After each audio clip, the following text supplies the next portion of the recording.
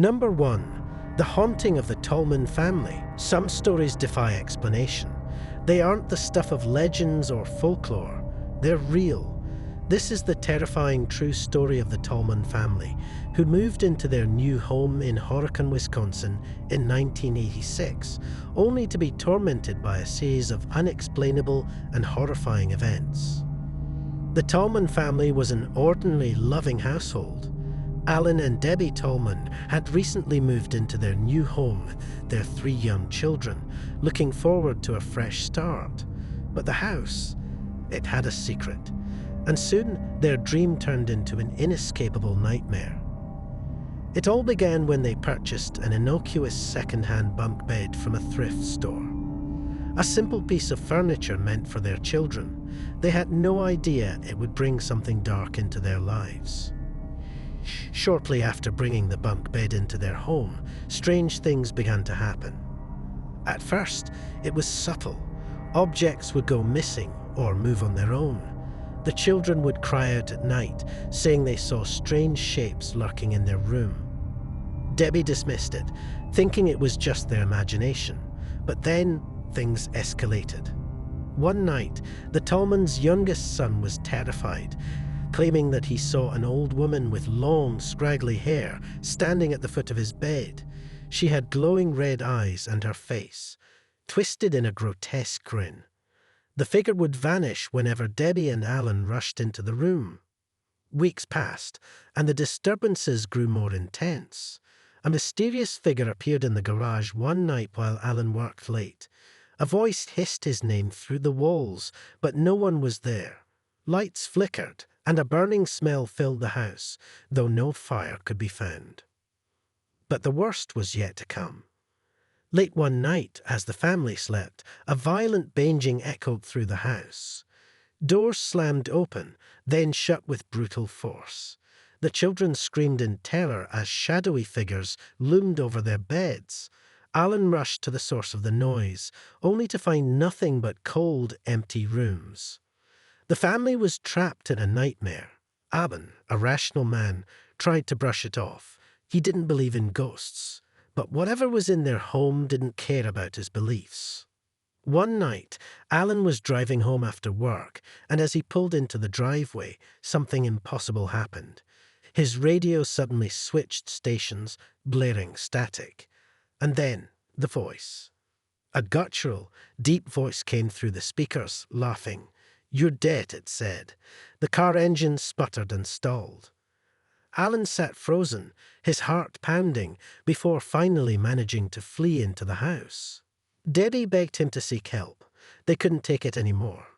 Their children were waking up with bruises and scratches that had no explanation.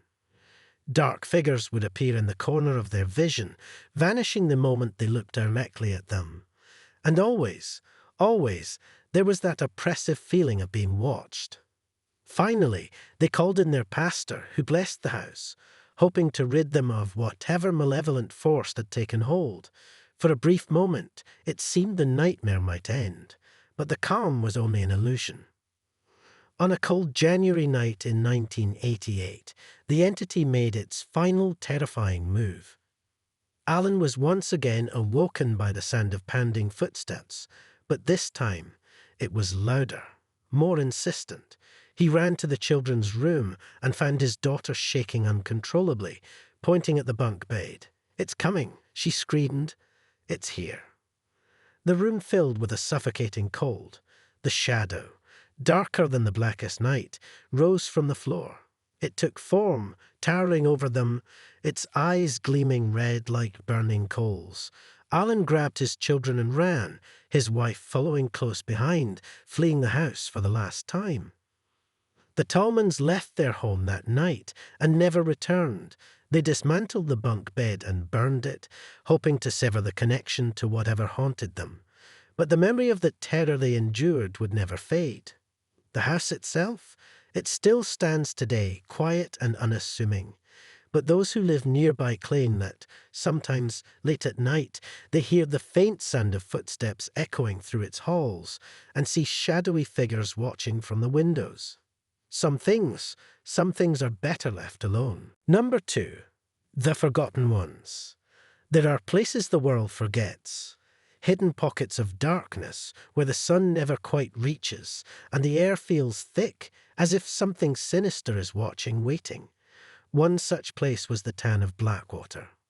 In the 1940s, Blackwater was a bustling mining town filled with hope and life. But when the mines dried up, the town slowly withered away. The people left, but something stayed behind. Decades later, a group of college students, Emma, Jake, Lucy, and Mark, set out on a road trip seeking adventure.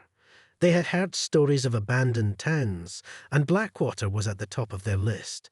It was supposed to be an exciting detour, a quick stop to explore the ruins of a forgotten past. But they had no idea what horrors were waiting for them. As they approached the town, an uneasy feeling settled over them. The road twisted and turned through thick woods, the trees towering over them like silent sentinels. The air grew colder, heavier, as they drove deeper into Blackwater's forgotten history. When they finally arrived, the town looked like it had been frozen in time. Old wooden buildings stood eerily intact, as if the people had just vanished one day, leaving everything behind. Dusty windows stared at them like empty eyes, and the silence was deafening. Jake, always the adventurous one, jumped out of the car. "Come on," he grinned. "This place is awesome." Emma hesitated, her gut twisting with unease. "I don't know, guys. Something feels off." But Lucy and Mark were already following Jake, their curiosity getting the better of them. They wandered through the deserted streets, the sound of their footsteps echoing unnaturally loud in the stillness. There were no birds, no insects, no wind, just the eerie quiet of a town that had been abandoned for too long. And then they found the mine. It was hidden at the edge of town, half collapsed and overgrown. A gaping black hole in the earth, like the mouth of a beast that had swallowed countless souls. The group stood at the entrance, staring into the abyss. "We should go inside," Jake said, his voice eager. But Emma shook her head, her skin crawling. "No, we need to leave, now." Jake rolled his eyes and stepped forward, but as he did, something shifted. The air grew colder, the ground beneath them trembled ever so slightly, and then the whispers began. At first it was faint, so soft that they weren't sure they had even heard it. But then it grew louder, filling the silence, surrounding them from every direction. "Turn back," the voice hissed. Emma gasped, her heart pounding in her chest. "Did you hear that?" Mark nodded, his face pale. "We need to leave, now." But it was too late. Out of the darkness of the mine, figures began to emerge. Their forms were twisted, grotesque, shadows of the miners who had died there all those years ago. Their eyes were hollow, their mouths twisted into silent screams. The whispers grew louder, more frantic. "Turn back, or stay with us, forever." Jake stumbled back, his bravado shattered. "We need to run," he shouted. But as they turned to flee, the ground beneath them gave way. The earth crumbled, and they fell down into the darkness of the mine, swallowed whole by the very thing they had feared. When Emma woke, she was alone. The mine was pitch black, the air thick with dust. She could hear the others calling out, their voices distant, echoing through the tunnels. But something else was down there with them, something ancient, something hungry. The whispers surrounded her, louder now, closer. "Join us. You can't escape." Emma ran, stumbling through the dark, her heart racing. But no matter how far she went, the whispers followed, and the cold fingers of the forgotten miners brushed against her skin, pulling her deeper into the earth. To this day, no one knows what truly happened to the group. They were never found. But some say, if you listen closely near the ruins of Blackwater, you can still hear the whispers of the Forgotten Ones, calling out for more souls to join them in the darkness. Number 3. The room with no windows. There's a place in every town, a house, or a building that people avoid. Maybe it's the history, the feeling, or something deeper that no one can explain. In the heart of my town, there was such a place. It was an old, crumbling house at the edge of the forest, long abandoned, except for the room. The house had once been grand, but now it stood in a state of decay, forgotten by time. The townsfolk spoke of strange occurrences, whispers in the night, and an overpowering sense of dread that came from just walking past it. But the most disturbing rumour of all was the room with no windows. No one knew why it was built or what its purpose was. Some said it was a panic room, others claimed it was used to hide something far darker. But no one dared go near it until a curious teenager named Daniel moved into town.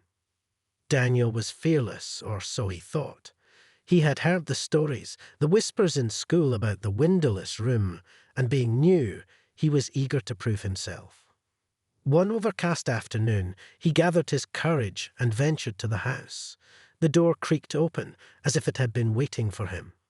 The air inside was stale, thick with dust and the stench of rot. The floorboards groaned under his weight, and every step felt like an intrusion into a place that wanted to remain forgotten. He wandered the halls, flashlight in hand, when he saw at the door. It was unlike the others in the house, newer somehow, untouched by time and completely out of place. And it was locked. But curiosity gnawed at Daniel, and with a determined shove, the door creaked open.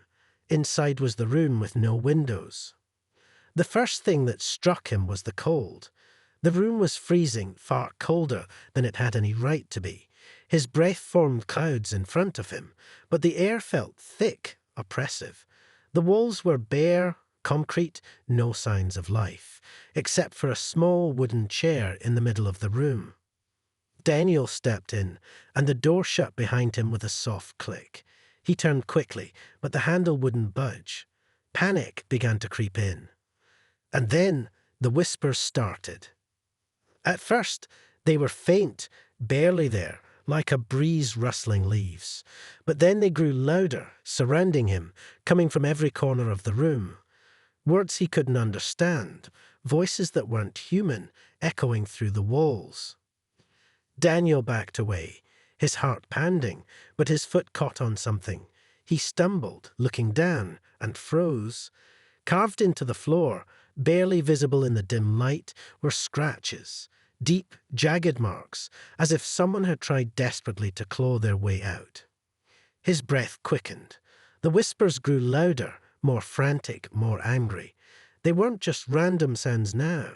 They were calling his name. Daniel. His flashlight flickered, casting long, distorted shadows on the walls, and then he saw it. In the far corner of the room, something was moving, a shape, twisted and unnatural, slowly rising from the floor. It was human-shaped, but wrong. Its limbs were too long, its head tilted at an unnatural angle, and it was staring at him. Daniel's heart stopped. The figure took a step toward him, its foot scraping against the concrete floor, the sound filling the silence like nails on a chalkboard. Daniel. It whispered again, its voice a soft hiss that cut through the air. He backed up against the door, pulling at the handle, but it wouldn't move. The thing in the corner came closer, its eyes, if they could be called eyes, burning holes into him. Its mouth stretched into a grotesque grin, the skin on its face cracking as it smiled.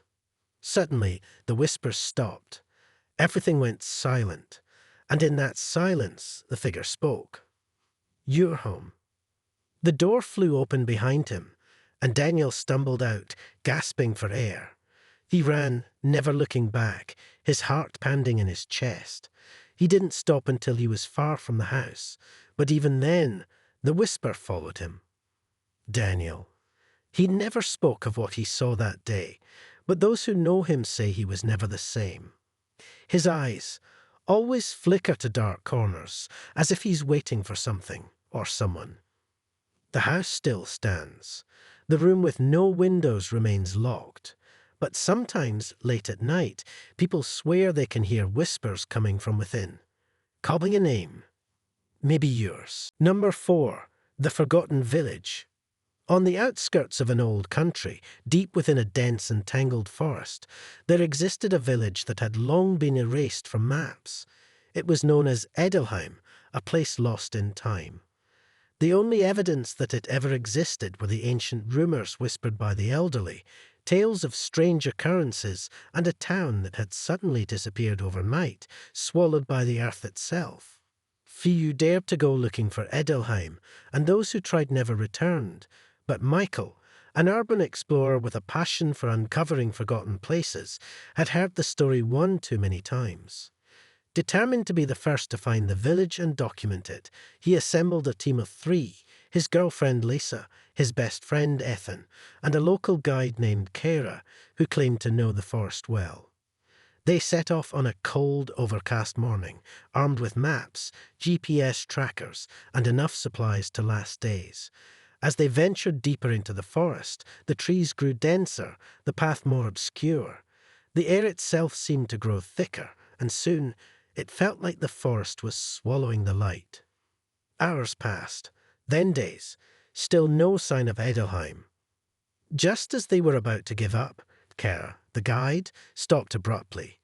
In front of them was something neither maps nor legends could have prepared them for, a crumbling stone archway covered in moss and vines, with faintly visible carvings.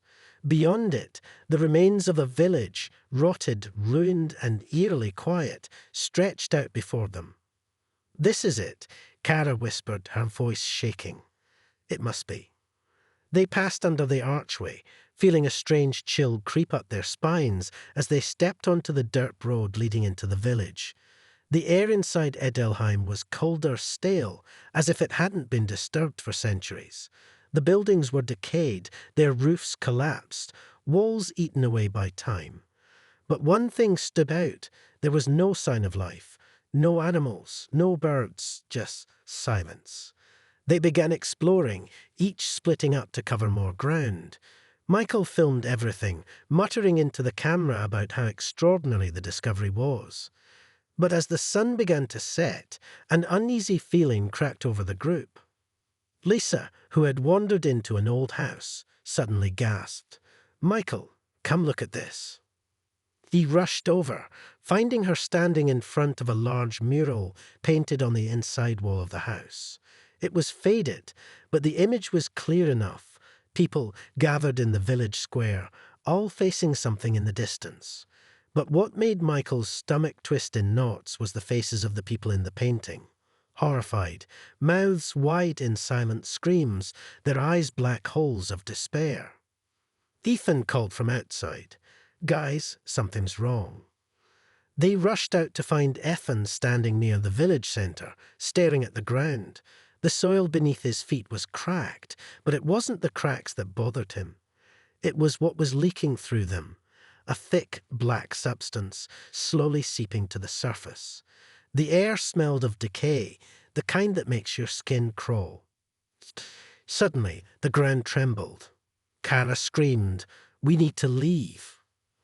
But the path they had taken to enter the village was gone, replaced by a thick fog that rolled in from the forest, enveloping everything in an eerie, impenetrable veil. They were trapped. The night descended quickly, darker than any night they had ever experienced. The village was consumed by shadow, and that's when the whispers began, soft at first, but growing louder. A chorus of voices, murmuring in a language none of them could understand, echoed through the streets. Lisa clutched Michael's arm. "Do you hear that? They're coming from the houses." Michael turned his flashlight toward the windows of the crumbling buildings, and to his horror, he saw movement. Silhouettes, people, or something like people, were standing in the windows watching them. Ethan, panicking, shouted, "We need to get out of here now." But Kara, trembling, pointed toward the village square. There, standing in the middle of the square, was a figure, a tall, gaunt figure, dressed in tattered clothes, its face obscured by the fog. It beckoned to them with a slow, deliberate motion. "Don't follow it," Kara cried. "That's not human." But Ethan, desperate to find a way out, ignored her warning and ran toward the figure. The others shouted after him, but before he could reach the square, the ground opened up beneath his feet, swallowing him whole. The black substance seeped up around the hole, and then, just like that, it was as if Ethan had never been there. Screams filled the night as the village came alive. The figures in the windows stepped out, their faces twisted and hollow. They weren't people, they were the forgotten, the villagers who had vanished all those years ago. Their bodies decayed, their eyes black as voids. "We have to hide," Michael shouted, pulling Lisa and Kara into one of the nearby houses. They slammed the door shut and barricaded it with whatever they could find. The whispers outside grew louder, more insistent, as the forgotten circled the house. "They're here for us," Kara whispered, her face pale. "The village doesn't let anyone leave. It never has." Hours passed, or maybe minutes. Time no longer felt real. The fog outside thickened, pressing against the windows like a living thing. The walls of the house groaned, bending under the weight of the darkness that had consumed the village. Then, without warning, the whispers stopped. Michael cautiously peeked outside, and what he saw made his heart nearly stop. The village was gone. The fog had lifted, and in its place there was nothing but forest. But the ground was still moving, the black substance pulsing beneath it, as though something far more sinister lay beneath the surface. They ran, leaving everything behind, and didn't stop until they were far from the village. When they reached the edge of the forest, Kara turned to Michael and Lisa, her face pale and eyes wide. "This place," she said, her voice trembling, "it doesn't exist on any map for a reason. We've been marked by it. We're not safe anymore." As they hurried back to civilization, one thing became painfully clear. Adelheim wasn't forgotten. It had simply been waiting for new souls to claim. And now that they had escaped, the village would come looking for them.